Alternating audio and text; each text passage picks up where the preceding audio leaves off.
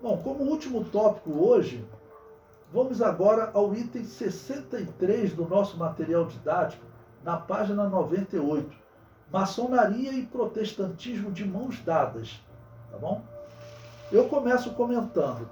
A história maçônica caminha de mãos dadas com a do protestantismo. Os relatores do primeiro estatuto da entidade foram o pastor presbiteriano James Anderson, em Londres, na Inglaterra, em 1723, e Jean des Agulhas, um reformador francês. Vou uma pausa aqui para explicar a vocês. Vocês viram no tópico anterior que tanto a igreja protestante da Inglaterra, que era anglicana, quanto a igreja protestante de Genebra, na Suíça, de Calvino, era ligada à maçonaria. Viram também que Lutero era ligado à maçonaria. Tá bom? Então, não tem dúvida de que todas essas pessoas, tá bom, nasceram ligadas a esse satanismo. Tá bom? O comentário prossegue.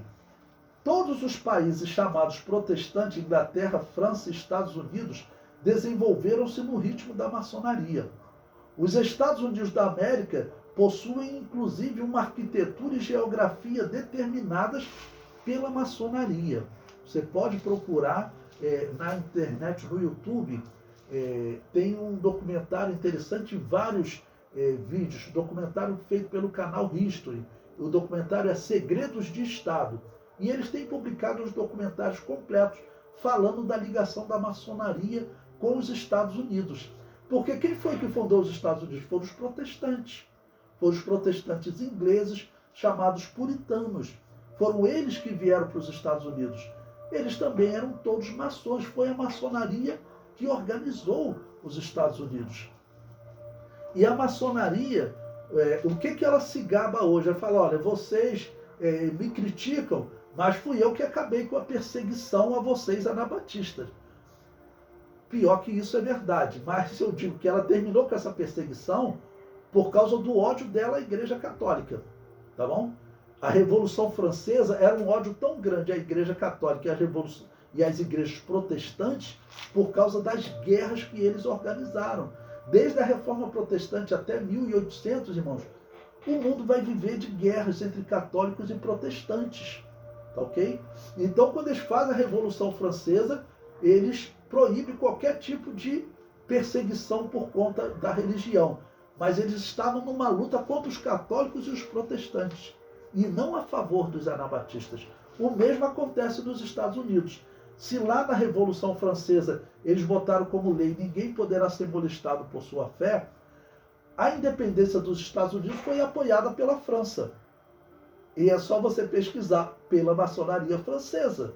Isso você encontra em diversas obras, os historiadores contando. Isso aí é uma história da maçonaria, irmãos. Tá bom? A história protestante, na verdade, é uma história da maçonaria. As igrejas protestantes, eu estou mostrando historiadores aí para vocês falando. Todas elas ligadas à maçonaria. E isso tem que ser falado, porque nós não podemos nos juntar a essas pessoas. Uma aproximação, irmãos. Imagine, tem igreja evangélica convidando luterano para pregar nas igrejas evangélicas, estão convidando até padre. Lembre-se do que eu falei para vocês. Lutero continuou praticando culto aos mortos até o fim da vida dele. Um professor luterano, ele pode estar lá no cemitério praticando culto aos mortos, sai dali e vai para a Assembleia de Deus pregar.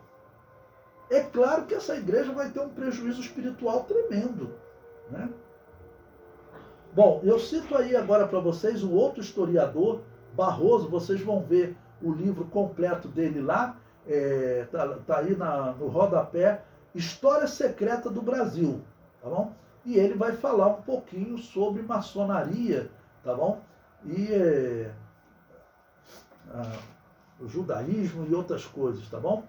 Ele diz o seguinte: a maçonaria é uma imensa associação cujos raros iniciados, isto é, os verdadeiros chefes, que se não devem confundir com os chefes nominais, vivem em estreita e íntima aliança com os membros militantes do judaísmo, príncipes e imitadores da Alta Cabala. Vou explicar para vocês o que é a Alta Cabala. Isso é um livro escrito no Brasil em 1937. Ele está disponível para vocês acho que até gratuito no site do governo, que distribui alguns livros gratuitos, tá bom? O que é Cabala? Cabala, ela surgiu no judaísmo ali próximo dos anos 200 da era cristã, tá bom? Teve um rabino que ele disse que Deus lhe deu a graça de aprender com os espíritos do passado. E o espírito do profeta Elias aparecia para ele para lhe ensinar questões bíblicas. Surgiu, na verdade, um espiritismo judaico, tá bom?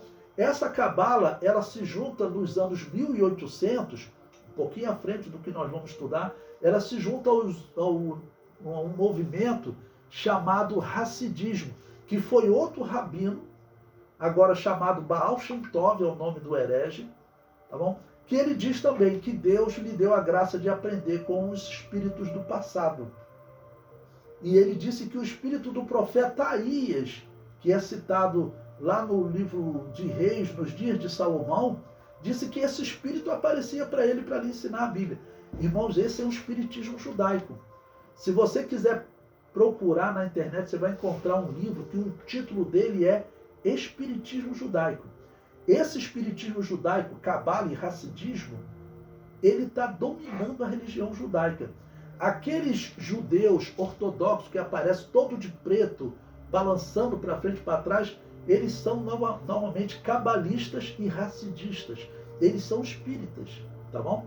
Tanto que eles já apresentaram um Messias para Israel, ok? Que acabou morrendo, foi rejeitado. Mas eles dizem que tem outro Messias, que aquele Messias morreu, mas o espírito dele continuou vivo. É um espiritismo, tá bom?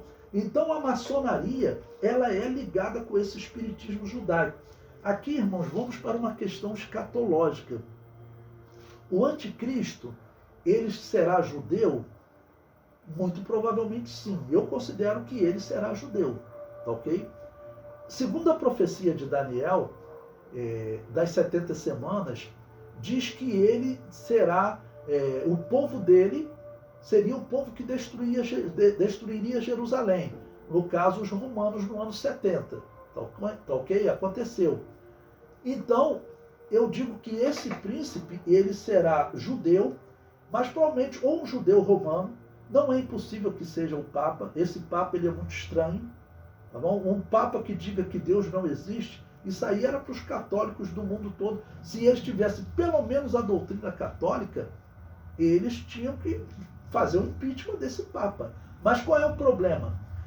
Segundo o que os católicos acreditam, esse Papa ele acertou quando ele disse que Deus não existe. Porque eles dizem que o Papa é infalível nas suas decisões religiosas. E agora?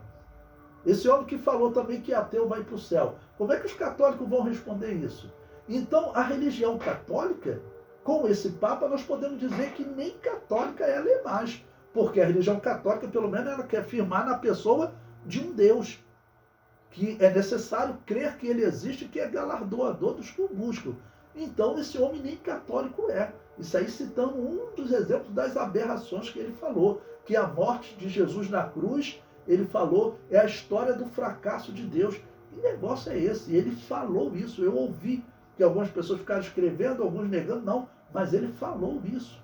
É inacreditável. Tá bom? Então, a maçonaria é isso. Ela é ligada à cabala. E essa cabala, ela é esse espiritismo judaico que nasceu lá no ano 200 da era cristã e vem se fortalecendo na história. Esse livro que eu falei para vocês, intitulado Espiritismo Judaico, ele é um livro moderno. Eu tenho esse livro, né? E a judia ainda fala, espantada. Eu estou olhando aqui na mesa se ele está aqui, mas não está aqui agora não. Ela fica espantada de saber que o espiritismo está comum entre os judeus, porque pela leitura bíblica, o espiritismo é condenado, consultar mortos, consultar espíritos, tudo isso é condenado. Mas ela descreve que o espiritismo está muito comum. Bom, e aí o comentário conclui. Não é impossível que a maçonaria tenha nascido no meio judaico, organizado por judeus que planejavam se livrar da perseguição da Igreja Católica. Mas também não é impossível que Satanás fizesse uso desse movimento para colocar seu anticristo no trono de Davi, tá bom? Então, a maçonaria, ela provavelmente será o local onde o anticristo surgirá, tá bom?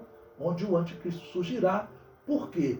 Especialistas também dizem, pessoas que estiveram lá, apesar de ser um grupo oculto, né, que quem controla a parte superior da maçonaria, o topo da pirâmide, como eles dizem, que tem vários níveis, né, são os judeus. E são esses judeus ligados a essa cabala, a esse espiritismo, a esse satanismo.